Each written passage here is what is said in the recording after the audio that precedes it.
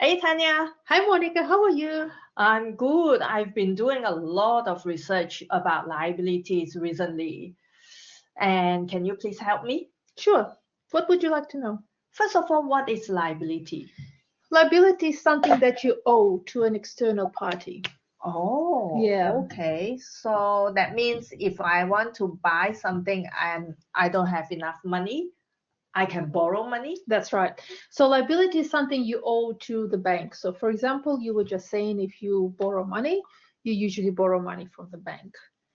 You could also borrow money from your family and Mm, friends. So, regardless of where you borrowed from, then liability is what you owe to them. External party could be bank, could be your friends, family. That's an external party. right. How many types of liabilities are there? Oh, there are a lot of different types of liabilities. Let's talk about the main ones that people will probably face. So we talk about mortgage, for example. Mortgage. Mortgage, yeah. So Right. if you want to write it down while I'm talking. Mortgage. So mortgage is when you borrow money, usually from the bank, to buy a house, Okay. right?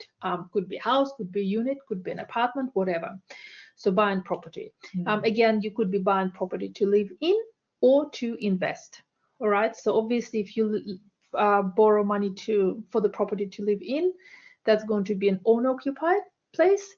Or if you're buying to invest, that's going to be an investment property. Mm. There'll be different tax treatments, but anyway, we can discuss that some other time. Mm. So when you have a mortgage, this whole idea of mortgage is a liability. It's a loan. Okay. Now, repayments for that loan will be treated as an expense. So when Oh, you're making repayments every week or every fortnight or every month, depending on what arrangements you have with your bank, so that is going to be an expense, right. Okay. right? So the more you pay, so basically then obviously your liability will decrease. All right. Mm, mm. So that's mortgage. Now, the other one, for example, could be a personal loan. Personal Right. loans. What do So, I use personal loans for? so for example, you maybe want to go for a holiday. Oh, I can borrow money to go on holiday.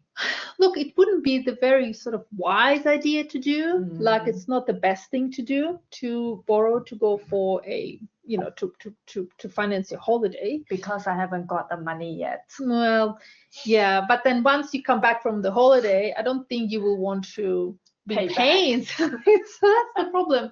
But yes, so some people do buy, finance their holiday with the personal loan. Like I Mm, said, it's not it's not an ideal situation, but uh, mm, everyone can do whatever they please to do. With a personal loan, again, this loan is a liability, but payments would be classified as an expense again, right? mm, Again, so yeah, remember with personal loan, it's not, um, it doesn't have a collateral, doesn't have a security. So therefore, the interest rate is going to be higher. mm. Whereas with a mortgage, the collateral or the security is that house. Right, that's what they call secure loans. That's what they call secure And loans. this one will be an Unsecured. unsecured. That's right. Right. So because it's a secured loan, the mortgage we're talking about, it has lower interest rates compared to personal loans. Mm, Or, for example, if you look at credit card, all right, credit card has a very high interest rate because it doesn't have any security attached to that, because you can just default at any time. mm. That's why they make you pay More. very, very high interest rates to make sure you would have repaid that card many times, but that's because it is unsecured as well. Mm, Again, the credit card debt is a liability, whereas the payment, again, is classified as an expense. mm. What you have to remember with the credit card, though, you can use it in a smart way. You might have heard, interest-free dates. Yes. Yeah. So most credit cards, if not all, will have interest-free days. That means if you were to purchase something when the new period starts, until it is due for payment, that's the interest-free time. So if you were to pay for something now, let's say you want to buy something, it's on sale, or you just don't have the money now to pay for some bill of some sort, then you can use the credit card. But make sure you repay it in full at the due date. Before they start charging me interest. Before they start charging you the crazy amount of interest that I just told you about. But what if, can I use personal loan for investment? Yes, you can. Very good question, actually. Yes. So personal loan can be used for investment. What it's called is, there's another way to call it, is borrowing to invest. So how it works is that you have, for example, borrowed $10,000, right? And you're going to invest it now in shares. Remember, we've touched on shares a couple of weeks ago. Yes. So you can invest in shares, or maybe a fixed interest. For example, you could be buying bonds, government bonds, all right? Things like that. So if you were to do that, then you need to make sure that the interest you're going to receive, or you're going to earn, the money you're going to earn from that investment is going to be higher.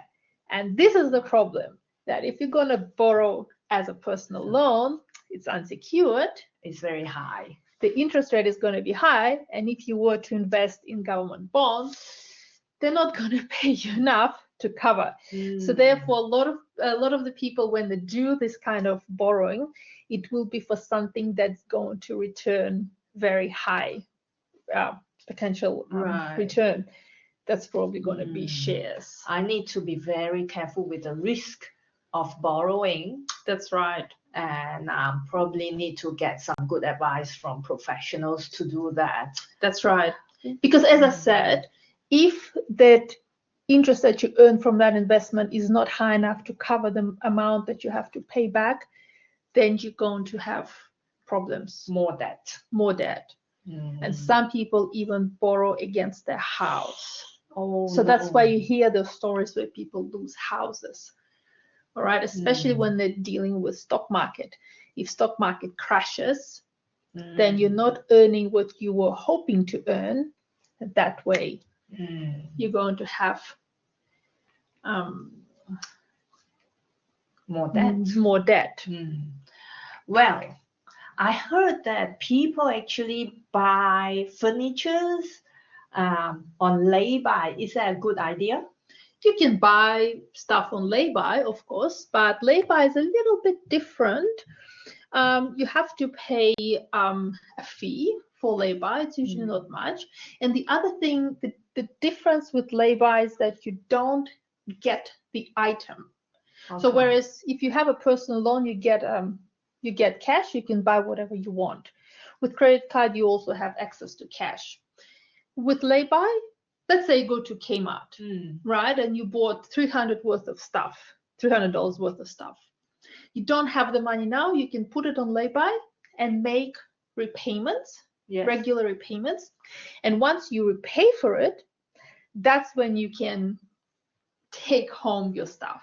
So it's a little bit different too. It's still a loan, right? It's still a liability, but you pay the fee. Again, it's going to vary from company to company, but it's usually interest free. So it's not a bad way to pay for something. It's you've sort of secured the item, and you're just going to take a bit of time in installments to pay for it. That is quite different from a car loan then. Definitely, it's different to to a car loan. Again, car loan is similar to a personal loan, although because then it's going to be a secured loan because it's a car. That's right. And therefore the interest rate is going to be a bit lower than the personal loan. But the problem with the car is when you buy a car, what happens to the car in the next 1 or 2 years?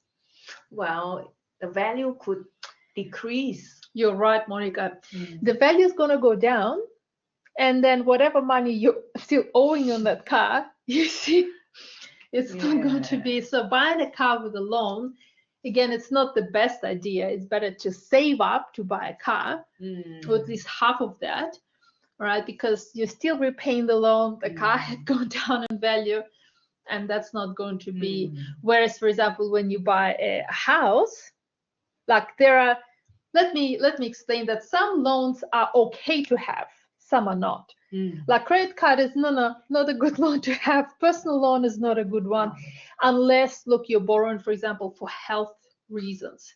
Let's say someone is sick and needs treatment, then then whatever you have to do, you have to do. Lay-by is whatever, it's okay just to secure an item, that's fine. Whereas mortgage, for example, is not a bad loan in itself, right? You need to live somewhere. Yes. Or if you want to, like I said earlier, if you want to invest, not a bad idea too. Remember, when you buy to invest, your interest repayments are tax deductible. Oh. So very good. Now, coming back to mortgage, why it's not the worst kind of possible loan you could have? Because remember, the land the house stands on, it will go up in value. It will appreciate. Therefore, your asset, your investment in that asset, is not going to be like a car, where a car has already gone down in value and you're still paying and paying. Whereas with that, your house may not go up in value because it's a depreciating asset, but the land it stands on will go up in value.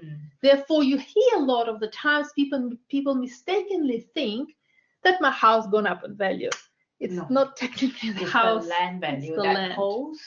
Yeah. Right. What about I see so many people on the website buying things with Afterpay or similar. I personally never used Afterpay, so but I know what Afterpay is basically you buy something now and pay for it later.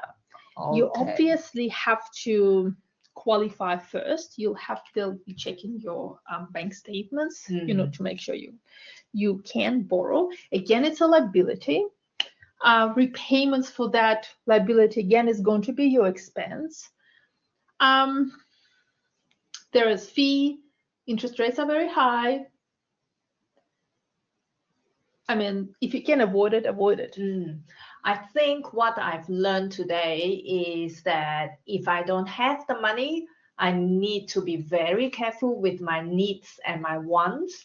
I should actually look into whether I need those things and not get myself into trouble getting a loan that I can't pay off, and also watch how long does it take for me to pay it off, what is the interest I need to pay, because the expense is not just the value of the item, right? The expense also includes the interest. Yeah, that's right. So interest, like I said, for some of these unsecured loans especially, would be very high. And so then you'll be like a chasing, cat chasing its tail, trying to make those payments. And obviously, if you have a lot of them, then it becomes harder and harder to meet all those. And then sometimes what people do is that they borrow more to finance some other, to cover, to close off maybe some other liabilities. Right. That's why sometimes hear people say that you have only one lid and you're trying to cover 10 pots. 10 pots, yeah. It doesn't always work. Right. Somewhere it will overflow. So, yeah. I'll be careful with my liabilities from now on. Thank you so much, Tanya. You're very welcome.